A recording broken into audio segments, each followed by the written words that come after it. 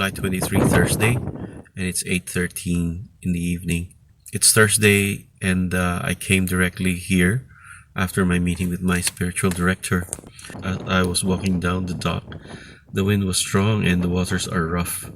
And I remember Genesis chapter 1, which talks about the creation, where it says that in the beginning God created heavens and the earth was void and dark. And the Spirit of God hovered over the waters, and God said, "Let there be light," and there was light. I know that there are many seafarers who have lost their jobs and who are struggling to make ends meet. I know there are some seafarers who are trapped in the ships that they work in for months already and are not able to get out of their ships. These times are very difficult for you, and I know how it feels because I had once also been without a job for 13 months. I know how it is to worry and to think how you're going to feed your family, to where your next meal is going to come from. But in these times of darkness and emptiness, as scripture tells us, the Spirit of God hovers over the waters. The Spirit of God is still in that emptiness. The Spirit of God is still in that darkness. And God only has to speak a word, and there will be light in your life. But God will not do this if we do not invite Him into our life. Perhaps now is the time to invite God into your life.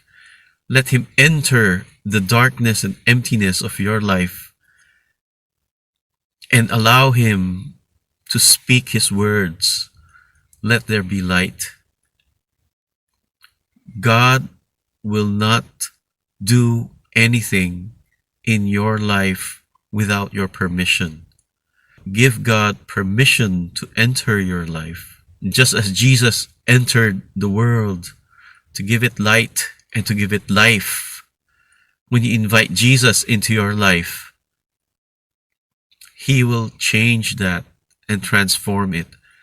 He will give it life, and He will give it light.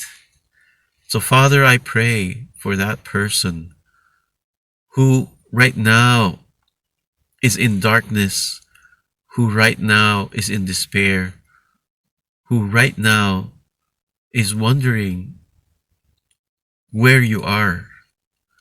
I pray, O Lord, that they may invite you into their heart and show them the power of your name.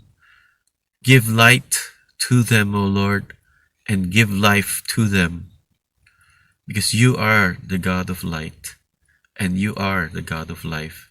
In Jesus' name, amen. Mary, Queen of Peace, Our Lady of Peace and Good Voyage, I pray for that person who prayed with me, that you may lead them to Jesus so that they may know peace, that they may come to know Jesus Christ and have life to the full.